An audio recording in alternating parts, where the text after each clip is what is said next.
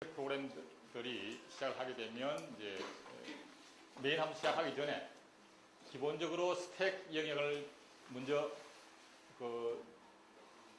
정리를 하고 메인 함수로 들어오게 되겠고, 뭐 이런 과정을 이제 여기서 보여줬던 거죠. 그래서 스택이라고 하는 것은 결국은 요 끄트머리, 엔드가 있는 요 이후에다가 적절한 크기로 잡는다고 보면 이 엔드가 있는 자리, 이 자리에 대한 주소를 가져오고, 그런 다음에 거기서부터 이제 크기를 얼마나 잡을 거냐에 따라 가지고 지금 같으면 한 1K 정도, 1024 K만큼을 더 잡는다고 가정을 하고 그만큼을 더해줬습니다. 그래서 이 자리로부터 1024를 더한 주소, 거기가 이제 스택의 바닥이 되는 거죠. 거기서부터 이제 필요에 따라서 이제 푸시가 돼 올라오는 거죠. 그래서 링크를 하고 메인으로 브랜치를 하고, 그 다음에 메인을 실행을 하고 돌아오게 되면 소프트 인터럽트 255를 통해서 프로그램이 끝나고, 그 다음에 메인이라고 하는 것은 이거 역시 하나의 함수에 불과합니다. 하나의 함수이기 때문에 그 함수에 해당하는 것을 적절하게 표현하면 되는 거죠. 그래서 지금 같으면 여기에 아무런 인수가 없어요. 그죠? 지역 변수는 또 없고, 그래서 여기서는 그 인수를 위한 공간이나 지역 변수를 위한 공간을 잡는 작업을 사실 여기서는 안 했습니다. 즉, 실제 시작할 때에 현재의 링크리스트와 현재 스택, 프레임 포인트 값만 푸시를 하고, 나머지 이제 스택을 더 이상 줄이는 작업은 안 한 거죠. 자, 요 정도로 하고요. 그 다음에 이제 요 스택 오퍼레이션에 대해서는 이 정도로 정리를 하는 걸로 하고, 입출력 장치에 대한 얘기를 하면서, 우선, 키를 2개를 동시에 누르면 어떡하냐, 뭐 이런 얘기가 있던데, 키를 2개가 동시에라고 하는 것은 원래 없는 거죠. 어쨌든 어느 하나가 먼저 어느 하나가 뒤인 겁니다. 뭔지 모르지만 하여튼 먼저 눌러진 것이 입력이 되고 뒤에 눌러진 것은 입력이 안 돼야 되는 거죠. 그렇게 아마 키보드를 만들 것이고요. 대신에 실제 자판에서 온 2개를 동시에 눌러도 되어 있는 것들이 있죠. 예를 들어 Shift 키라든지 Alt 키나 Control 키는 누르고 있는 상태에서 다른 키를 누릅니다. 이건 동시에 누른다고 하긴 하지만 사실은 키는 한 개인 거죠. Alt를 안 누르고 A를 눌렀을 때의 키하고 Alt를 누른 상태에서 A를 누른 것하고는 키가 서로 다른 겁니다. 그러니까 서로 코드가 다른 키가 되는 겁니다. 그래서 Alt 키나 Control 키를 누른 상태에서 어떤 A, B, C, D 또는 1, 2, 3, 4를 눌렀을 때의 그 코드는 ASCII 코드가 아닙니다. 그건 특수 코드예요. ASCII 코드는 그냥 기본 자판에 있는 거 눌렀을 때만 해당이 되고, 플러스 Shift 누른 상태, Shift 누르고 A를 눌렀을 때하고 요 때까지만을 표현하고 있는 것이지, Alt 키나 Control 키에 대해서는 그건 표준 ASCII 코드가 아닙니다. 그건 그냥 IBM에서 PC를 만들면서 그냥 정한 겁니다. 그 코드를. 그래서 ASCII 코드보다 더 큰 어떤 값을 정의를 하는 거죠. 그 다음에 가끔씩 이제 락키도 있죠. 그죠? 락키는 사실은 예를 들어 뭐 캐피털 락 키 같으면은 매번 Shift 누르기 귀찮으니까 그냥 Shift 누른 걸로 간주를 하고 하라, 이런 차이밖에 없는 거죠. 그래서 캐피털 락을 눌러놓으면 Shift 안 눌러도 그냥 A를 누르면 대문자 A, B를 누르면 대문자 B를 인식해 달라는 것 뿐인 거죠. 넘락은 그냥 뭐 숫자만 그냥 인식하겠다면 이런 키패드 코드를 인식하겠다는 거고요. 그래서 ASCII 코드는 키보드 상에서 아주 기본이 되는 가운데 있는 키들하고 Shift 키, 요거에 대해서만 의미가 있습니다. 다른 키를 눌렀을 때는 ASCII 코드가 아닙니다. 그건 그냥 별도로 IBM사에서 정한 그냥 코드일 뿐인 거죠. 근데 그게 이제 그냥 널리 쓰기 때문에 사실상 표준처럼 쓰이는 것 뿐이고요. 그 다음에 이제 디바이스 드라이버 부분들은 어쨌든 키를 읽기 위해서는 이제 뭐 읽어드리는 프로그램이라든지 출력하는 프로그램이나 이런 것들이 이제 그 장치마다 나름대로 고유한 것이 있고 그것이 이제 실행이 되게 될 텐데, 자, 우선 이제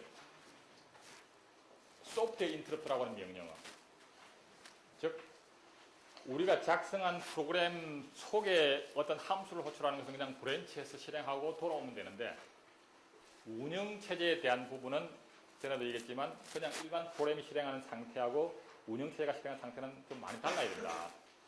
권한이라도 이런 부분들이 운영체제 부분은 모든 권한을 다 어떤 일들이든지 처리할 수 있도록 허용을 하되 그냥 우리가 만든 프로그램 속에서 실행하는 것은 다른 부분, 운영체제라든지 아니면 다른 프로그램하고는 영향을 안 미치도록 좀 이렇게 제한을 해야 돼요. 그런 이유 때문에 그냥 프로그램이 실행한 상태하고 운영체제가 실행한 상태는 좀 권한이 구별이 돼야 됩니다.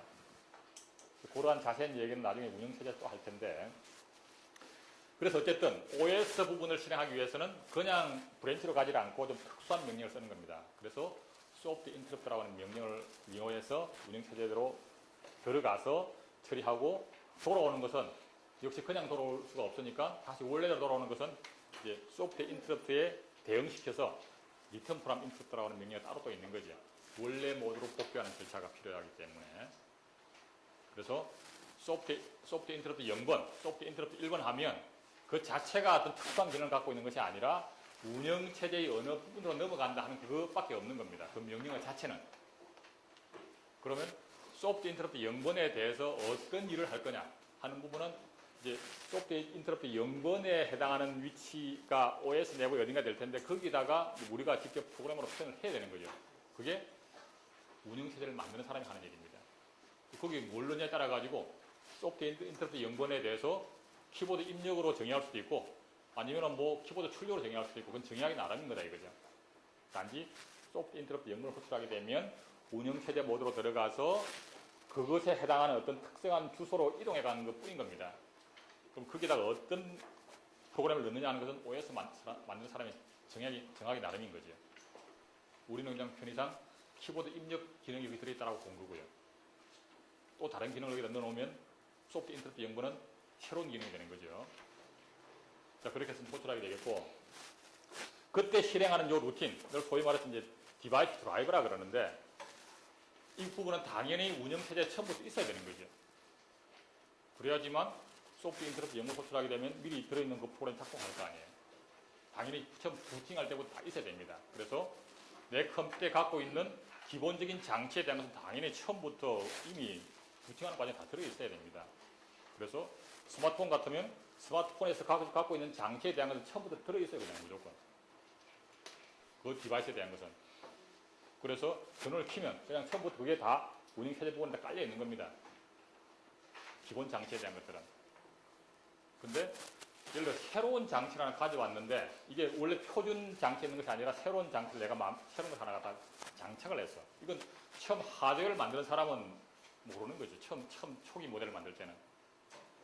스마트폰 같은 경우에 새로운 장치를 막 꽂지도 않지만 PC 같으면 온갖 것들 새로운 것들을 막 추가로 장착을 하잖아요. 그러면 처음부터 뭐가 필요할지 모르니까 사용자가 필요한 대로 추가되는 부분은 사용자가 그 장치를 장착하는 순간 필요한 것들을 그때 설치를 하는 게 합리적이겠죠. 처음부터 OS가 다 갖고 있다고 하면 이 세상에 존재하는 그 장치라고 하는 것은 뭐 무한히 많은데 OS 양이 어마어마하게 커지겠죠. 그래서 꼭 필요한 기본 장치들에 대한 것만 갖고 있고 사용자가 추가로 설치하는 부분은 장착하는 부분은 그것을 장착하는 시점에 OS에다 설치를 해라 이런 얘기죠. 그러면 그건 어디서 오느냐? OS상에 별도의 다른 파일을 갖고 있는 겁니다. 별도로 파일을 갖고 있어가지고 내가 꽂은 이 장치가 어떤 종류냐를 구별을 해서 그러면 그 장치에 해당하는 파일을 찾아가지고 OS에다 끼워 넣는 겁니다.